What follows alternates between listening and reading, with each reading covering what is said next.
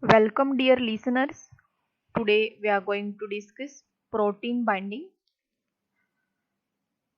and its application, how your drug is bind with protein. Learning objectives.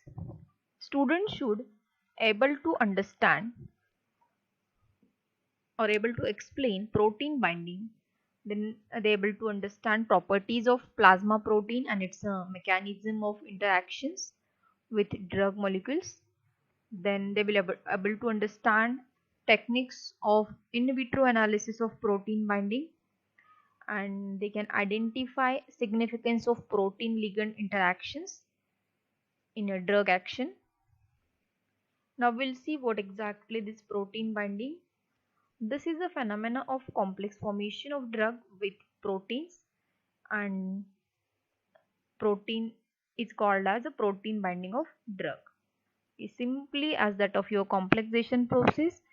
This protein acts as a complexing agent and form a complex with drug molecule. This is known as protein binding. So this is protein molecule, drug molecules when interact with each other, then they form protein drug complex. Then binding of this drug to this plasma and tissue is responsible for the distribution. And distribution of drug is depend upon how much that particular drug is having the ability to bind with plasma protein. If more will be the binding, less will be the distribution. Then common protein involved in this binding of drug, that is albumin, lipoprotein and alpha 1 acid glycoproteins. Protein bound drug remain in a bloodstream while unbound drug get metabolized or excreted and making itself as a pharmacologically active part. Then binding of drug is there with blood component like plasma protein and blood cells. Then other extracellular tissues like protein, fats and bones bind with your drug molecules. Now we'll see these are the circulatory proteins, that albumin and globulins present in the blood. They are having the ability to bound with drug. Now albumin has a important role in this protein binding as compared to the alpha 1 acid glycoprotein, because amount of this alpha 1 acid glycoprotein is low in healthy population, but in case of diseased population or diseased state of individual, the amount of this alpha 1 acid glycoprotein is more as compared to the healthy individual.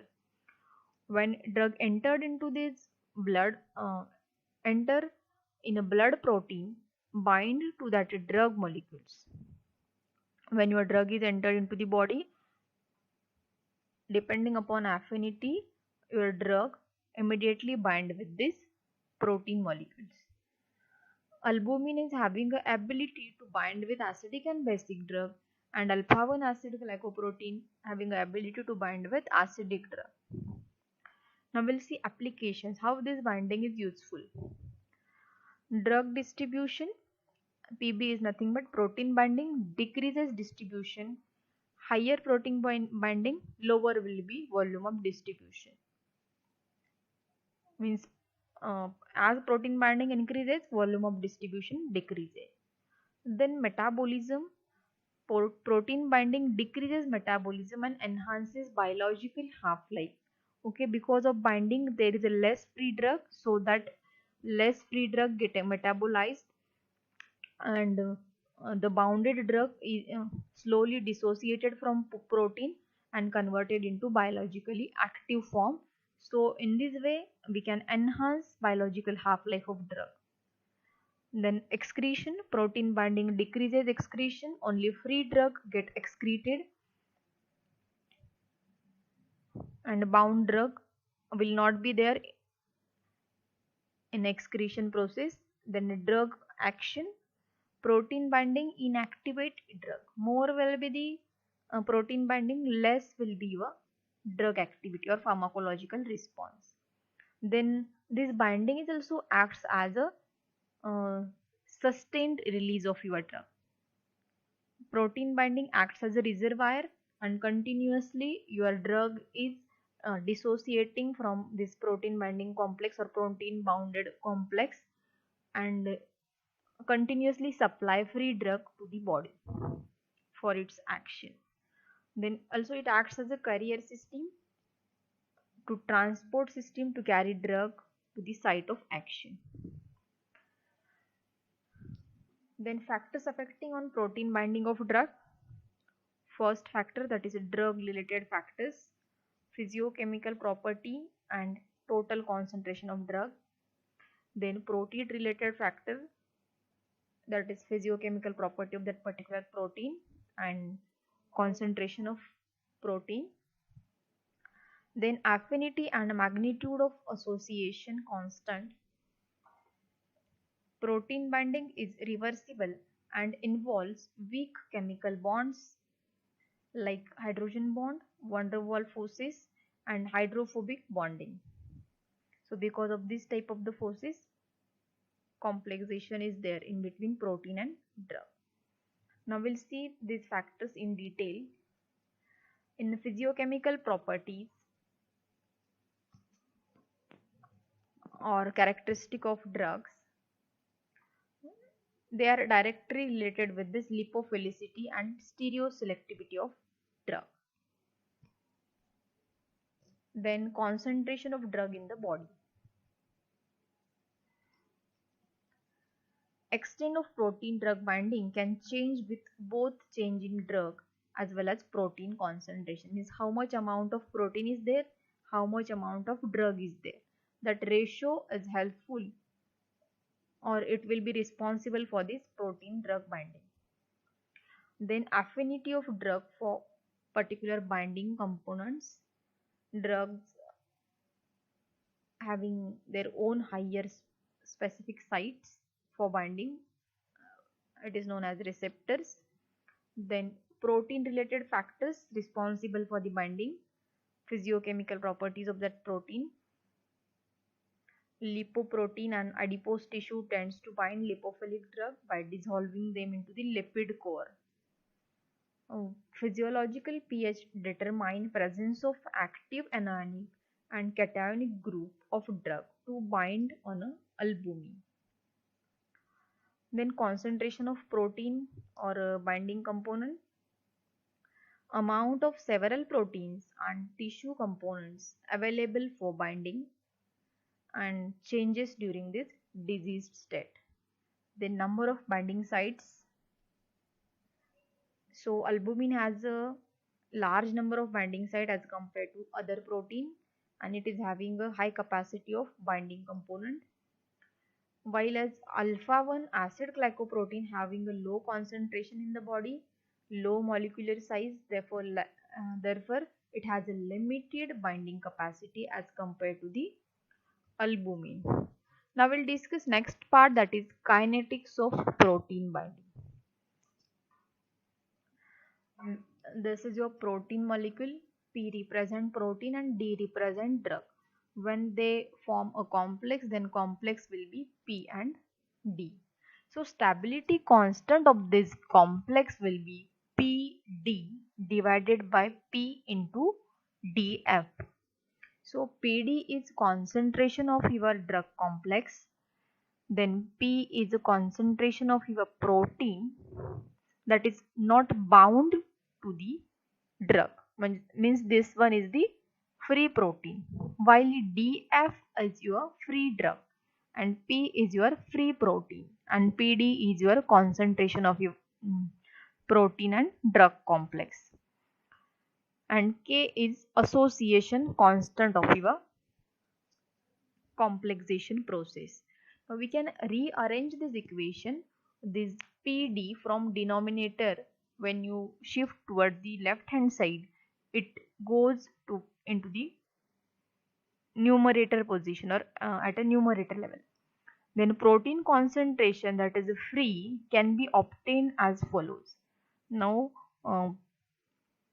free protein concentration we can determine by using this formula, that PT is your total protein concentration is equal to P plus PD.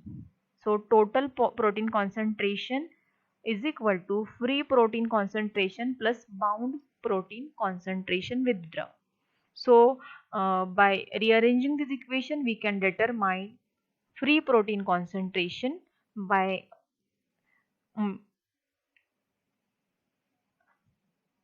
cancelling this protein concentration from the total protein concentration.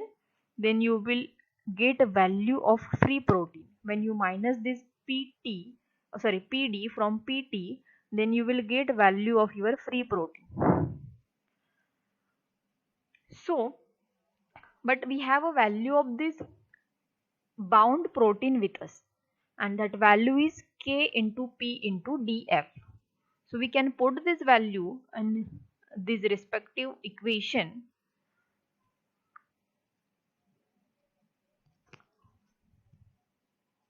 Sorry, we have a value of P with us right now. So this value of P we can put into this equation. So K is equal to P, DF is equal to PD. So we can put this value P in this equation. So our equation will become K into PT minus PD into DF is equal to PD. And by calculating this equation, we'll get final value PD upon PT is equal to KDF divided by 1 plus KDF. But R be expressed as a mole of drug bound per mole of total protein. Okay, this is your bound protein or a bound drug with protein to total protein. This value represents small r. So we can write this equation as R is equal to PD upon PT is equal to K DF divided by 1 plus K DF. One of the form of the Langmuir adsorption isotherm, it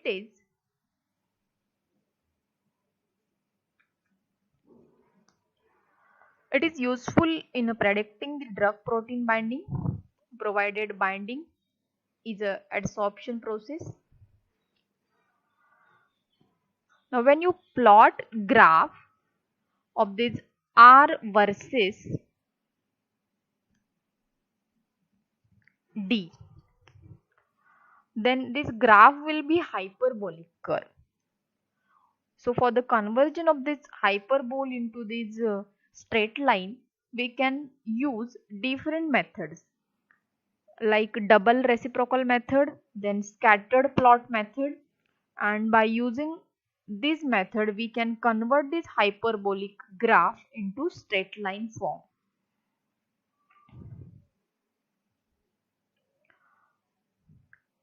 Then we'll discuss methods of determination of protein binding. First method, that is equilibrium dialysis, then dynamic dialysis and ultracentrifugation. In this equilibrium dialysis method, a serum albumin placed in a whisking cellulose tube and drug in a different concentration is placed in outside vessels. As the dialysis continues, molecules permeate through this membrane into the bag. Okay, this is your bag and you have to put your protein in this bag and you have to prepare a solution of drug, and that drug solution you have to keep outside this bag, and this bag is semi-permeable. When drug protein binding is there, then drug which is entered into this bag form a complex with your protein, and the complex is having a larger structure, so your drug will not able to come out from this whisking bag.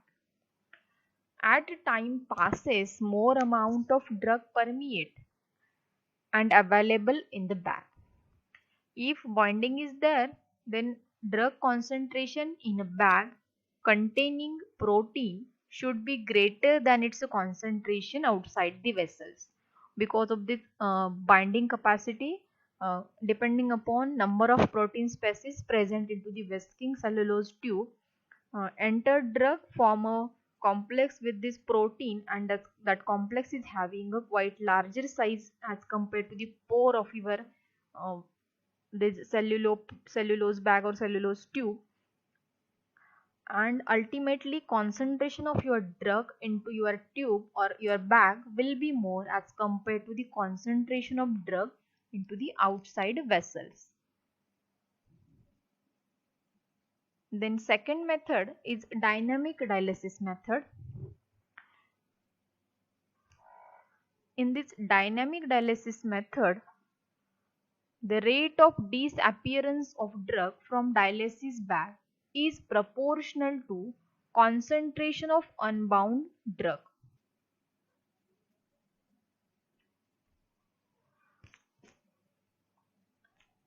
Apparatus consists of 400 ml jacketed beakers into which 200 ml of buffer solution is placed. Okay, this is your jacketed beaker, and in this beaker you have to take 400 ml of your beaker is of 400 ml, and in that beaker you have to take your buffer solution. Then about 7 ml blank or drug protein solution is placed in a dialysis bag and suspended in a buffer solution. Now here you have to directly drug protein solution kept into this bag, and that bag you have to put into this beaker. Then you have to stir it continuously, and during this dialysis free drug present in a bag permeate through this membrane. Now from this is vice versa method of equilibrium dialysis. In equilibrium dialysis your drug is present in the beaker and it permeate into this tube or into this bag, and this bag was consist of your protein and it form a complex, and that complex is high molecular size, so it does not come out from the bag. But here you have to take your drug and protein in this tube only, and depending upon binding capacity of your drug, either it bind with protein or entered or through this semi permeable tube, it entered into the beaker. So this drug is reaches into this buffer solution, and the drug continuously reaches the buffer until equilibrium is achieved. So when the concentration of your drug and in this tube and in beaker will become constant, uh, up to this point your drug is continuously entering into this beaker. Then you have to plot a graph, dynamic dialysis plot we can say, to this plot for the determination of concentration of bound drug in a protein solution. So total drug concentration in a sac versus time you have to determine. Then whether it goes on decreasing or increasing, it totally depend upon the bounding of or complex forming capacity of your drug. When you put your drug with protein, then such a type of the graph will be there, and when your drug without protein in this tube, then such a type of the graph will be generated.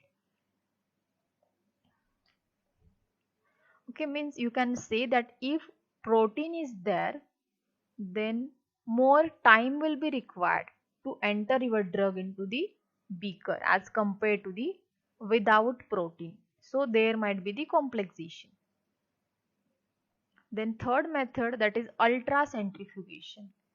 In this ultracentrifugation method, compound with different molecular weights are separated with aid of centrifugal force. High centrifugal force is used for the separation of your drug molecules. Ultracentrifuge can spin the mixture at a speed in excess of 50,000 rpm. Then separation of bound and unbound drug occur depending on relative settling of your compound with different molecular weight. High molecular weight substance will settle at end of your tube, centrifugal tube.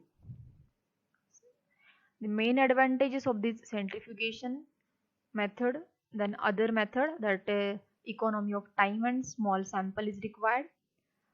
Nowadays spectroscopic methods including UV and fluorescence spectroscopy, then optical rotatory dispersion, new NMR methods, then electron spin resonance are more popular methods for the analysis of this protein drug interaction or protein drug. So this was all about protein binding and methods of determining of this protein binding along with application. Thank you for watching.